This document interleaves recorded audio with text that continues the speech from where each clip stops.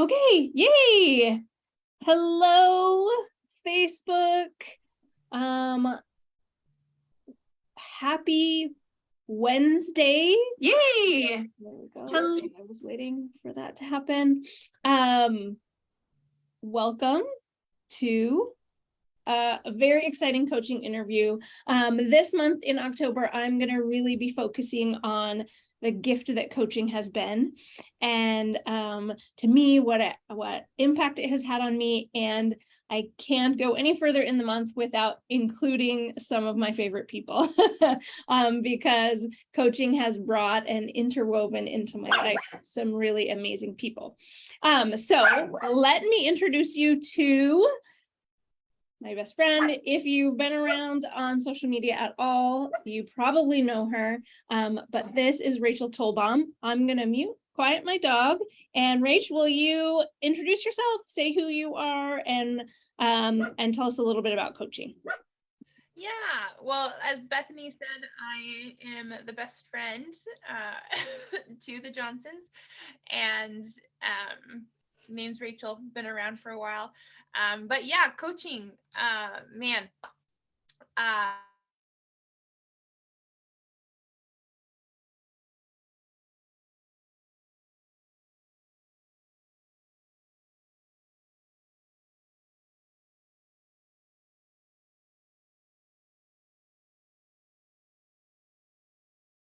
Till just a few years ago when I was in a place where I needed some income. I was in a job where I knew that it wasn't for me, and so knew I needed a different outlet to help me fulfill that purpose that I had just kind of deep down inside of me, that I just you know, that feeling where you know that I'm just not in a job that is speaking to my purpose, what I was called to do.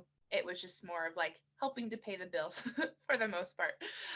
And so when this coaching opportunity, came along, reached out to Bethany, I really was only doing it to get money, to get paid. And quickly within that first month, my heart changed, and it became so much more than, getting paid to do something, but to be able to really partner with people and to provide that support and structure to help make those changes in their health possible. I would say, I've had a lot of jobs in my life. Some of them have, filled me with some purpose, and others have been draining.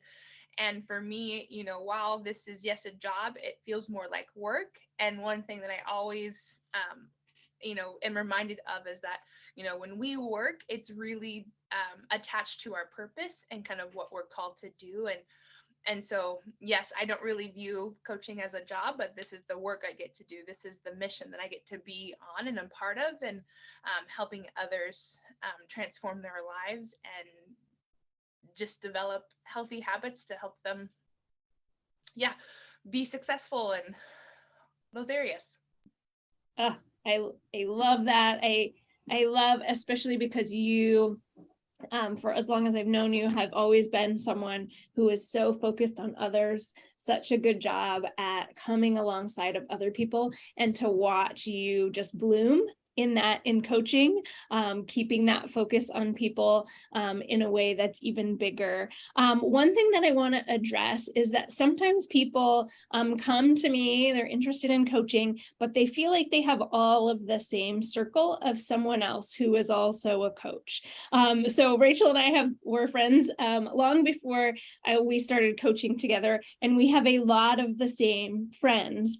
Can you sort of address that, Rachel? Has it been challenging to find your own circle that wasn't an overlap between me and David? So the quick story is that David and I started coaching, and then Rachel joined us, as she was describing, but there's a lot of the same people that we know. How did you tackle that challenge of like, well, everybody knows David and Bethany already. How did you create your own sphere of influence, or how did you overcome that challenge? Well, I'm just awesome in and of itself. So yes, we had a lot of the same friends. We still do have a lot of the same friends, but I think we also, I was involved in the ministry world for some time, and so having some connections there, and with just variety of different jobs. Also getting married, you inherit a lot of friends and family, and so I think, while it seems like, yes, there is some overlap, but I think if anything, that overlap just speaks to the validity. I think I'm using that word right. The validity of that, what we're doing is more than just this like diet, that it really is this lifestyle, and how, and I think it helps because they know Bethany, they know me. We show up authentically. What you see is kind of what you get. There's not, I'm sure there might be a filter one day, but then the next day there's no filter. Like, and so I would say, if you're looking into coaching and you want to do this, but you think there's more people out there, there's more fish in the sea, I guess is what I would say. Yeah, I love that. And forgive me, I'm kind of springing some things on Rachel, but she's doing awesome.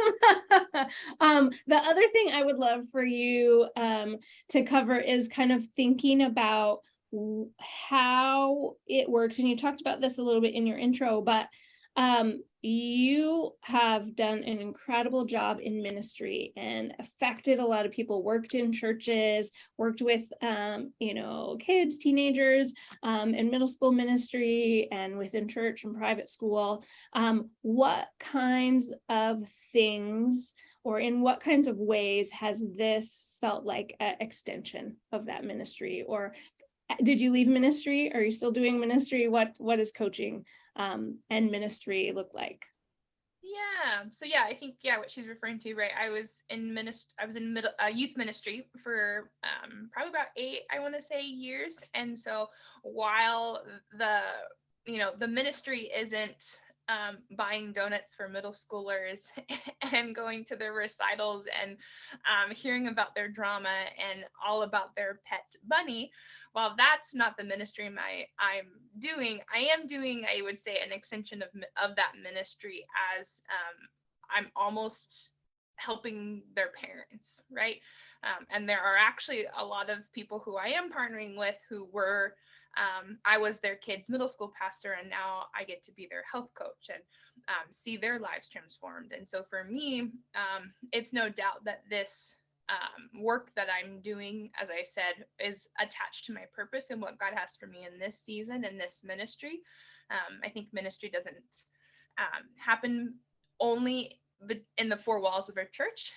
You can be a nurse, you're doing ministry, you're a teacher, you're a mom. If you're a single mom, you're a co-parent, you have a great marriage, like that's also ministry. And so this piece is also ministry, as it really is so much more than about the weight we lose, but about the mental side of things and just kind of where our heart's at, and the stories in which that we tell ourselves, and having God be invited into that to help change just that narrative that we have, that spills over into how we interact with our families, our friends, and the spouses.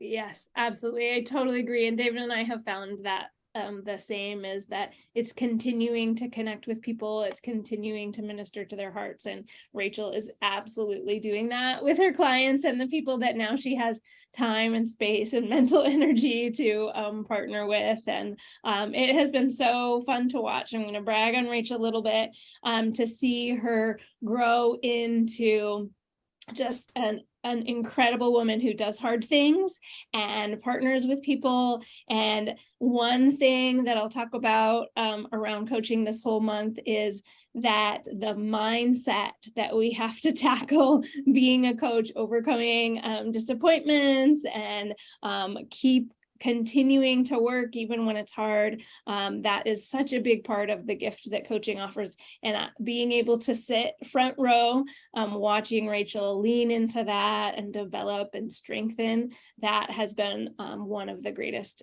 gifts for me as her business coach, and to be able to watch that. And she's helping a lot of people and making a great income and all those kind of things. But I think that, especially when I look at how far Rachel has come, and the if you've seen her before and after, it's mind blowing. Your jaw will drop. It is absolutely incredible. And trust me when I tell you, I wish I could show you what those changes have meant inside. Mindset, heart changes. It's hard to fully describe it, but trust me, the outside is just a tiny fraction of what coaching and being on this journey has developed in Rachel. It's super fun to watch. Yeah. Awesome. Okay. Any final parting words? I don't think so. No, that's perfect. Awesome. Okay. Thanks, Rach. Bye, Facebook.